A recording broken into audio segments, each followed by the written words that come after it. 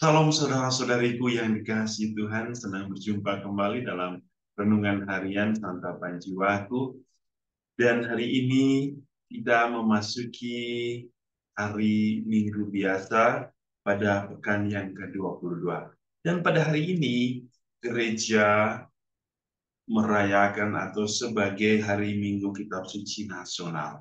Dan kita akan mengawali rangkaian semua acara kegiatan kita, program kita selama masa bulan September ini sebagai bulan kitab suci agar kita terus mendalami, lalu menghayati firman Tuhan itu, lalu kita memahaminya dan kita melakukan itu. Hari ini kita akan bersama-sama mendengarkan Injil Matius bab 16 ayat 21 sampai 27. Saya mengundang kita untuk mendengarkan firman. Inilah Injil suci menurut Matius.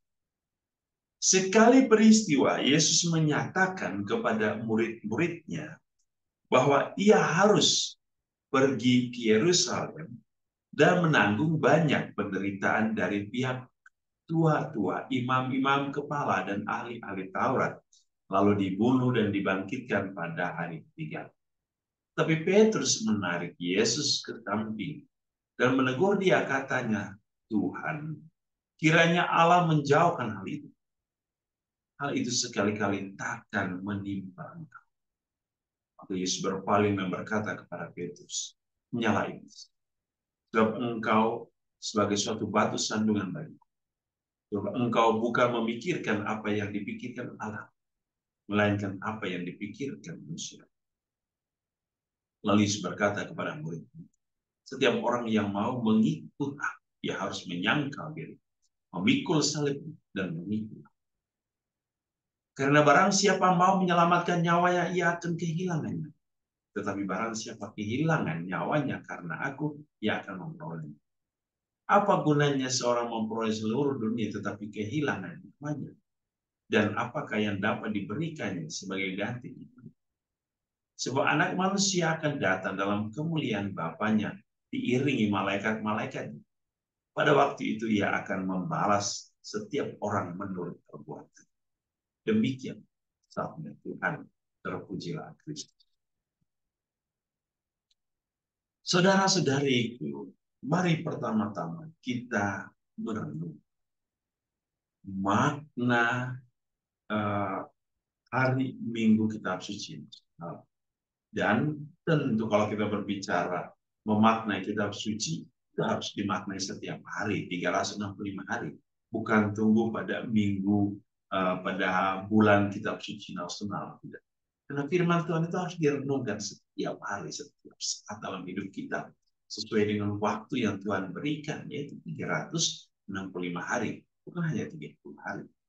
Tetapi pada bulan ini ditekankan supaya kita lebih fokus, lebih mendalam. Kita dilatih. Ya. Dilatih untuk menghayati dan mendalami kitab suci. Mendalami firman Tuhan itu yang paling penting. Bukan soal baca saja. Tetapi bagaimana kita menghayati. Penghayatan itu harus penghayatan yang mendalam.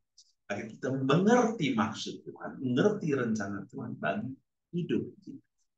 Itu hal yang paling penting. Maka Yesus hari ini dalam firman mengingatkan kita.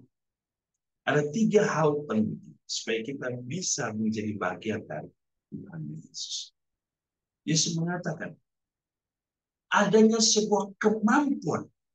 Kemampuan apa? Tentang akan penyangkal. Yang kedua, kita harus memikul salib. Dan yang ketiga, mengikut Yesus. Penyangkalan diri berarti keberanian kita untuk menolak segala rayuan atau bujukan-bujukan yang berasal dari kekuatan dunia atau kekuatan.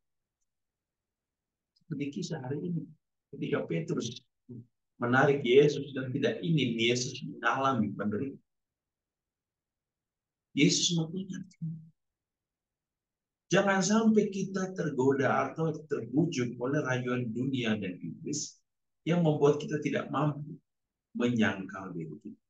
Kita tidak mampu melihat kebesaran. Penyangkalan diri berarti siap untuk menyisihkan kekuatan-kekuatan dunia dan menghadirkan kekuatan Allah dalam diri kita. Memikul salib adalah kebenaran, kekuatan cinta yang memampukan kita untuk mengambil bagian dalam misteri salib dan mengambil bagian dalam seluruh karya dan hidup Tuhan. Dan yang ketiga, mengikuti. Mengikuti Tuhan itu menjadi bagian dari hidup bersama Tuhan, tinggal bersama Tuhan, menjadi contoh dan hidup, contoh hidup dan teladan hidup Tuhan Yesus dalam hidup kita. Kita menjadi persona in Kristus, dan menjadi pribadi Kristus yang berkarya di dalam hidup kita. Maka marilah saudara-saudari, hari ini Tuhan memanggil untuk senantiasa hanya menaruh hidup kita hanya kepada Allah yang hidup. Maka Santo Paulus dalam bacaan kedua mengatakan kepada kita bahwa hal yang terbaik yang kita bisa berikan kepada Allah adalah persembahan hidup yang kudus. Yeremia dalam bacaan pertama mengambil sebuah peranan penting dalam kehidupan.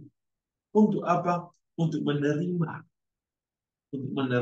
janji Allah, untuk menerima tugas Allah, untuk menerima karya Allah yang harus dia emban, yang harus dia lakukan di dalam kita. Maka marilah saudara-saudara, kita juga diberikan tanggung jawab untuk mewartakan dan menghidupkan firman Tuhan. Namun semuanya itu harus dimulai dengan sikap penyangkalan diri. Sikap di mana kita menolak segala sesuatu yang bertentangan dengan Allah, lalu kita hidup sesuai dengan keinginan Allah, berani mengambil penderitaan Tuhan, lalu mengikuti. Dan hari ini memuluskan dan memberkati kita dalam seluruh hidup dan karya. Dalam nama Bapa dan Putra dan Roh Kudus.